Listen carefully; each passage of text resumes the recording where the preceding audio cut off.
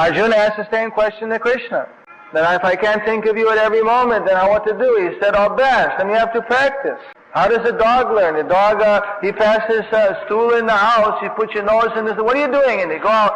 Then the dog finally, after being beaten, putting his nose in it again and again, finally he knows that, oh, now it is time to pass nature call. Let me go outside, otherwise I'll get hit. You see? So why do you think we do something? We get kicked.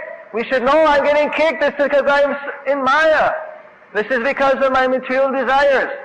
This is why when the devotee takes being kicked is Krishna's mercy. An impetus for us to become virakti, to become disgusted with this material world. And then we practice training our mind. We catch our mind that mind is just like a dog, just like a wild animal, just running here and there. And the intelligence sees that where my mind is running to, get back to Krishna. Just like the mother takes care of the kid. So, like that, our intelligence is absorbed in something, the mind, where it goes. The next thing the mother looks is that he's taking one knife and he's going to start to play in his mouth. But, like that, our mind is just like an infant, running here and there. It's untrained. So how we have to train our mind with our intelligence. That intelligence is given by mercy of Guru and Krishna. That intelligence we get, that's why we chant every day 16 rounds. That's why we follow these 4 regular principles, to get spiritual intelligence. So that when we see our mind going off, when we see our senses uncontrolled, we control.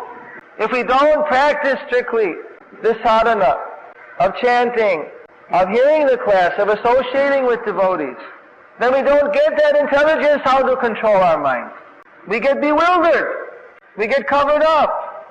That is why it is a complete process. We have to practice. We have to chant. We have to do all these things. And then when we see our mind is going, we have to take that austerity and rip it back. You see, if the mother is a drunkard, and then it says it doesn't care, the kid can die or live. You see, if our intelligence becomes infatuated with the glare of this material world and loses sight of that our goal is to become pure devotees, then it doesn't think that if the mind goes off it means very much. Oh, let it play. Who cares? We become bewildered by the glare of Maya. Then Krishna sends so many representatives, so many instructions, smashes us in different ways, instructs us in different ways, to try to bring us around. So from our own side, what do? We have to practice our devotional service. We have to practice following the instructions of the spiritual master. On one side, watering the plant, and on the other side, ripping out the weeds. Ripping out the weeds. 50% of time watering and 50% weeding. This is a formula Prabhupada gave. So it seems like it takes forever for a child to grow up. But after a while, pretty soon before you know it, the child's already grown up. Like that, seems to take forever for our mind to be controlled. But we just stick to it. The mother doesn't say, well, it's taking too much trouble, kill the kid. You see, that doesn't, no mother. It's a Rakshasa. We cannot, throw the baby out with the bathwater. We can't give up, oh, it's too difficult to go on trying to control my mind. That means that we're not chanting, we're not following, we're just somehow bewildered.